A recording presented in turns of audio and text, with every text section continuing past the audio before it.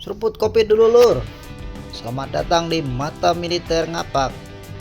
Hari ini kita akan membahas sebuah kegagalan diplomasi yang cukup mengejutkan. Bagaimana usaha mediasi oleh Kuala Lumpur atau Malaysia Des untuk mendamaikan Thailand dan Kamboja terhambat oleh ledakan ranjau darat yang kini memicu krisis baru di kawasan perbatasan. Konflik perbatasan antara Thailand dan Kamboja telah berlangsung lama. Salah satu pemicunya adalah wilayah di Provinsi Sisaket, Thailand atau Preah Vihear, Kamboja yang dipersengketakan.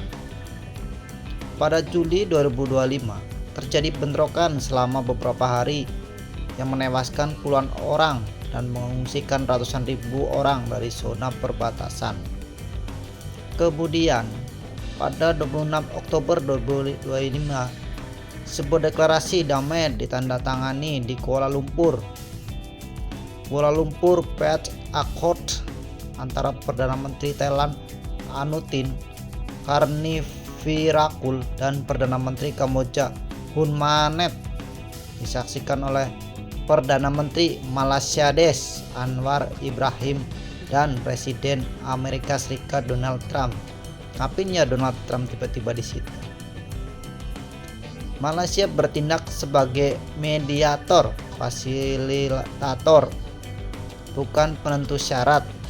Anwar menegaskan bahwa Malaysia hanya memfasilitasi, bukan mendikte, tapi jual kedamaian, katanya.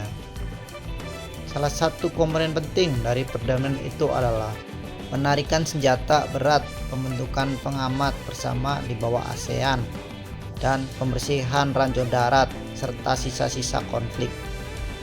Namun, hanya beberapa minggu setelah perjanjian damai, pada 10 November 2025, terjadi ledakan ranjau di Provinsi Sisaket, Thailand, yang melukai 2-4 tentara Thailand. Thailand menuduh Kamboja telah memasang ranjau baru di wilayah tersebut, khususnya ranjau jenis PMN-2. Kamboja membantah tuduhan tersebut dan menyatakan bahwa ranjau tersebut adalah warisan konflik lama, bukan baru.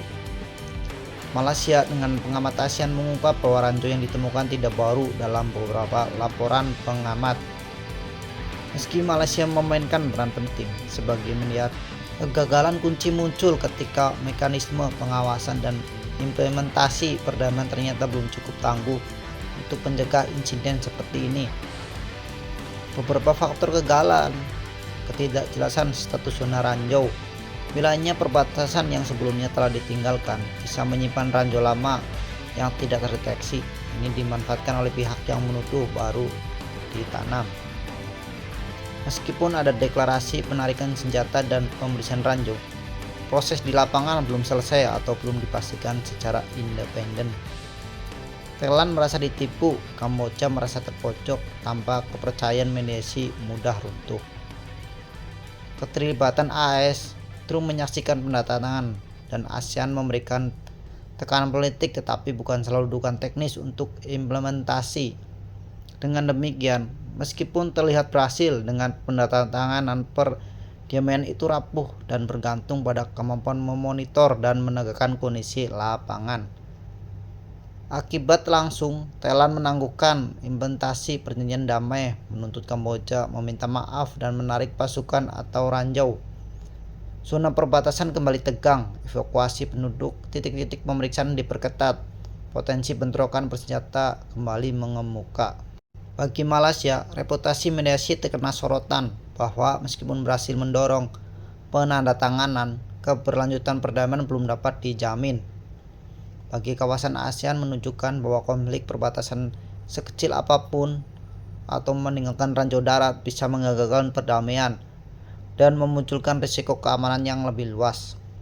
Untuk melintasi dan pertahanan ranjau darat sebagai senjata konflik laten, membersihkan dan mencegahnya membutuhkan kerjasama logistik, intelijen, dan teknis lengkap. Seruput kopi terakhir. Jadi dari kasus ini kita belajar bahwa membuat perjanjian damai itu penting, tetapi lebih penting adalah mekanisme pengawasan, pembersihan efek konflik masa lalu, ranjau, arteri, posisi militer, dan membangun kepercayaan nyata di lapangan. Peran mediator seperti Malaysia sangat krusial, namun tidak bisa menggantikan implementasi teknis dan politik lokal yang kuat. Buat kalian yang tertarik isu pertahanan, konflik, perbatasan, dan ranjau darat, tetap pantau karena ini bukan hanya tentang dua negara, tapi tentang keselamatan warga sipil dan kestabilan kawasan. Jangan lupa subscribe dan komen di bawah ya. Kenapa Malaysia gagal? Apa cuma omon-omon? Terima kasih.